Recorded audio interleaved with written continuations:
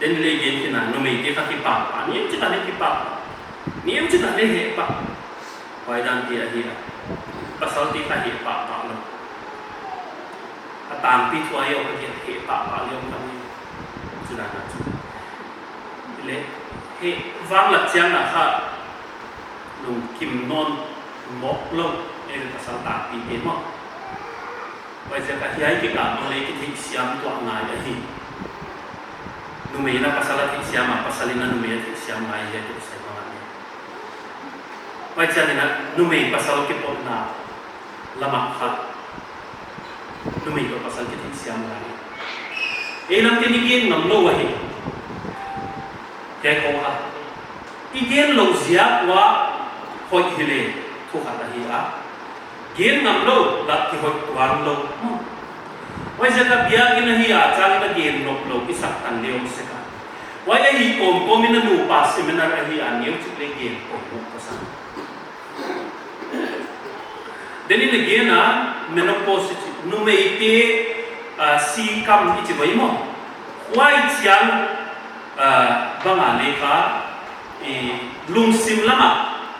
depression ko nei mo ma mo ba ma mo menopause depression wai chiang ina taksau na lam kon nei tiam kaw hi mo tiam pa ja pasang ken yai ko sa ya thei siam na sul pa ichi ha wai ke phong mang le kiai lam un na ni yang wai chan nu mei lam tam lu na nei chi phong ba le thei sang yem chui thong de hi mo nu mei tin kha nu mei pasal hi pon na sa na ip na a hi thu bi ko zo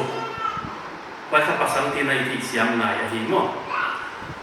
bible la lia ke chi ma yai ko zakot gì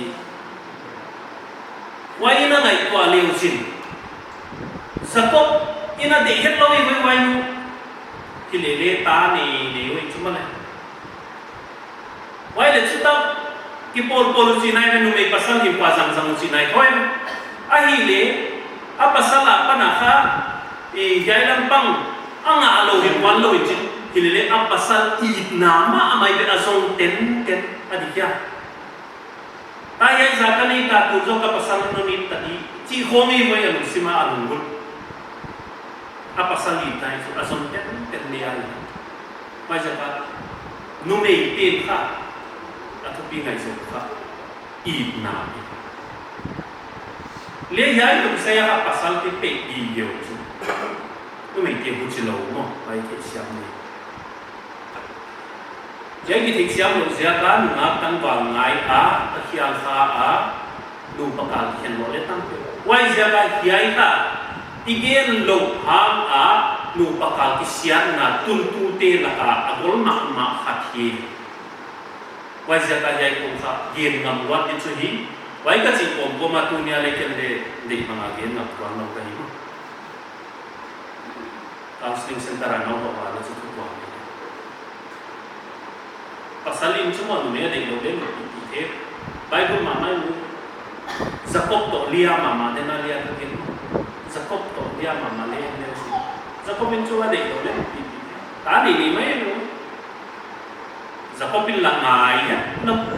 sila si masa jauh pa to ada katong pai masa sakit jadi dulu ya ipale semua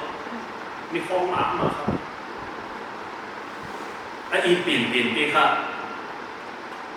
ano nga pa sa kitchen sila si masaya si tipay masasakit rin no before mama fatuhin